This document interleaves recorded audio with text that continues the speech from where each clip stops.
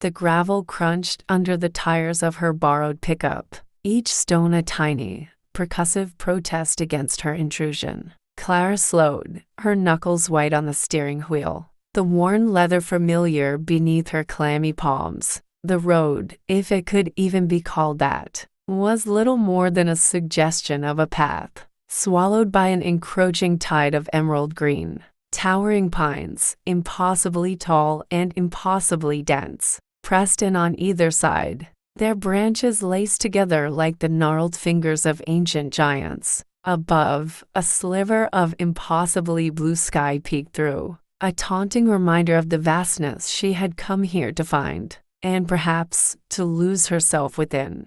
She'd driven for hours, the landscape slowly morphing from rolling hills to steeper inclines, the air growing thinner, cleaner, carrying the sharp, resinous scent of pine needles and damp earth. It was a scent that should have been invigorating, a balm to the raw ache in her chest. But today, it felt heavy, oppressive, much like the silence that had settled over her life since everything had changed. The silence of her small apartment had become unbearable, a hollow echo chamber for grief. This, she'd hoped, would be different. A different kind of silence, a purposeful one, punctuated by the rustle of leaves and the cry of a hawk. The tower loomed ahead, a skeletal finger pointing at the sky. It was more imposing than she'd imagined, stark and utilitarian against the wild, untamed beauty of the Cascades, a practical square of metal and glass perched atop a sturdy wooden frame. It looked like a misplaced piece of an industrial landscape, an anomaly in this cathedral of nature, her new home, for the next 6 months, anyway. The thought sent a familiar tremor of unease through her. 6 months, a long time to be alone. Parking the truck beside a weathered wooden shed, Clara killed the engine. The sudden, absolute quiet that descended was startling. No hum of traffic, no distant sirens, no phantom whispers of her past. Just the wind sighing through the pines, a sound that seemed to carry 1,000 secrets. She sat for a moment, her breath catching in her throat, the weight of it all pressing down. This was it, the edge of the world, or at least, the edge of hers. Climbing out, she stretched her stiff limbs, the air cool against her skin. The tower stairs, a steep spiral of metal, looked daunting. She'd seen pictures, of course, but they hadn't captured the sheer verticality, the dizzying height. With a sigh, she hoisted her duffel bag and began the ascent. Each step was a deliberate effort, a small victory against the inertia that threatened to pull her back down. The metal groaned softly with each movement, a lonely sound in the vast expanse. Finally, she reached the catwalk, a narrow walkway encircling the glass-walled cabin. The world opened up before her, an ocean of green, stretching to the horizon in every direction, rippled and swayed under the vast, indifferent sky. Mountains, jagged and majestic, pierced the blue, their peaks dusted with the lingering remnants of snow. It was breathtaking, overwhelming, and utterly, profoundly empty. The cabin itself was small, functional. A cot, a small table, a propane stove, and the heart of her new existence, the radio equipment. A sturdy, old-fashioned unit, its dials and switches promising communication with the outside world, or at least with the ranger station. It was her lifeline, her only scheduled interaction. She spent the next few hours unpacking, arranging her meager belongings, with a meticulousness that felt like a desperate attempt to impose order on chaos. Books lined the shelves, their familiar spines a small comfort. Photographs, carefully placed face down, remained a silent, unspoken weight. She made a pot of coffee, the scent of it a welcome, grounding aroma in the sterile air, as the sun began its slow descent, painting the sky in hues of orange and purple. Clara found herself drawn to the radio. She'd been instructed to make a daily check-in, a routine to ensure she was safe and to log any observations. Her fingers, still a little shaky, found the power switch. A low hum filled the cabin, a comforting sound after the day's silence. "Firewatch to Ranger Station.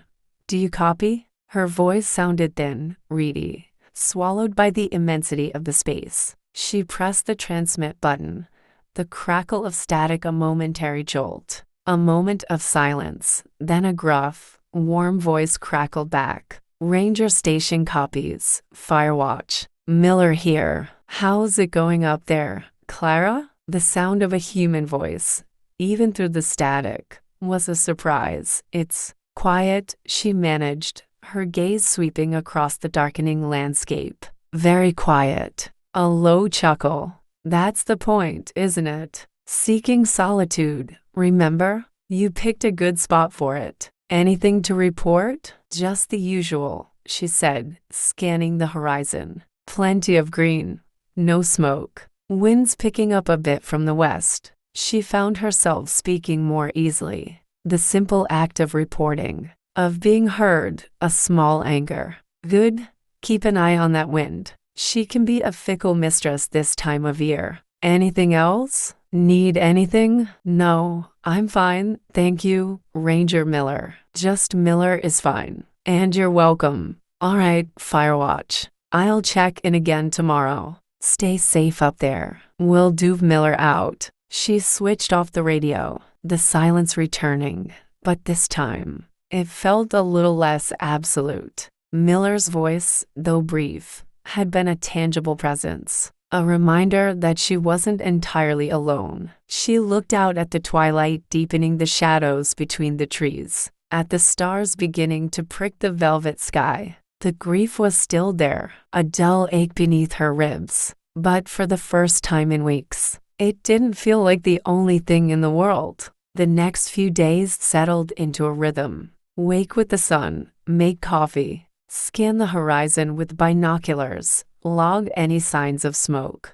make the radio check-in with Miller. Sometimes he'd offer a tip about bird sightings, or a warning about a particular patch of trail known for loose rocks. He spoke of the forest with a deep, abiding respect, a quiet reverence that Clara found herself starting to understand. She learned to distinguish the call of a Steller's jay from a raven, to identify the subtle shift in the wind scent. She even found herself looking forward to the brief moments of dialogue with Miller, his gruff practicality a steady counterpoint to her own internal turmoil. She learned to read the land, the way the light fell, the subtle changes in vegetation, the patterns of the clouds. She'd always been analytical, detail-oriented, a trait that had served her well in her previous life, a life that now felt like it belonged to someone else. Here, those skills felt different, more immediate, more vital.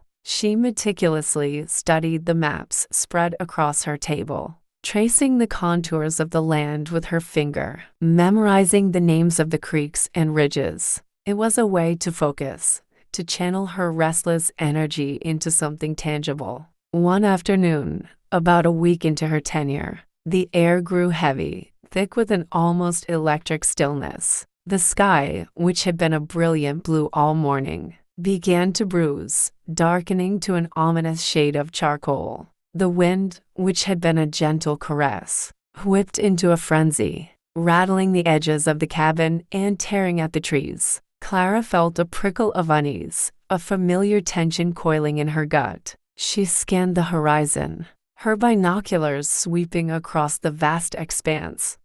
Nothing. Just the wind, howling like a banshee. Then, a flicker, a distant, orange glow, barely perceptible against the darkening sky. Her heart leapt into her throat. She focused the binoculars, her hands trembling. It was there, a plume of smoke, thin and wispy at first, but growing, spreading with alarming speed. "Firewatch to Ranger Station," she said, her voice tight, her fingers fumbling for the transmit button. "Miller, I have smoke. Northeast quadrant, approximately 10 miles out. Looks like it's picking up fast." The static crackled. Then Miller's voice, sharper than usual. "Copy that, Clara. Just saw it on the satellite. Dry lightning storm rolled through earlier. We're getting reports of multiple ignitions. Stay put. We're mobilizing." Multiple ignitions. The words hung in the air, heavy with unspoken danger. The wind shrieked, a rising crescendo of fury. The orange glow, once a distant flicker, now bloomed into a hungry, vibrant inferno, silhouetted against the bruised sky. It was moving fast, unnaturally fast, fueled by the gale force winds. Clara's breath hitched. She'd seen fires on maps, read about them in training manuals. But this was different. This was a living, breathing entity, a force of nature unleashed. She watched, mesmerized and terrified, as the fire devoured the trees, a voracious beast consuming everything in its path. The distant rumble of thunder had been replaced by the roar of the flames, a sound that vibrated through the very bones of the tower. "Miller, the fire. It's moving towards the old logging road," she reported, her voice strained. The road she'd driven in on. The only way out. "I see it, Clara. It's a big one. And it's unpredictable. Just keep your head. You're in a good spot. We'll get you out." But even as he spoke, Clara could see it. The fire was a wall of flame, leaping from ridge to ridge, cutting off the main roads, the escape routes. It was a wildfire unlike any she had imagined, a chaotic, terrifying spectacle. And she was alone, perched in her glass cage, a silent sentinel watching the world burn. The quiet she'd sought had been shattered, replaced by a primal roar. And the familiar weight of her past grief was suddenly overshadowed by a new, all-consuming fear. She was trapped, and the fire was coming.